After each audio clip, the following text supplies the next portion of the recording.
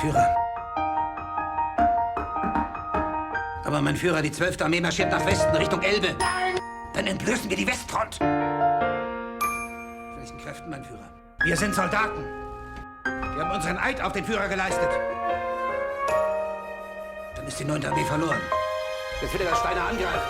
Wir haben unseren Eid auf den Führer geleistet. Aber mein Führer, die 12. Armee marschiert nach Westen, Richtung Elbe. Gruppe Steiner, ein versprengter Haufen, der sich mit Mühe verteidigen kann. Verrat! Bringen Sie mir Feigelein! Feigelein! Feigelein! Feigelein! Aber mein Führer, die 12. Armee marschiert nach Westen, Richtung Elbe.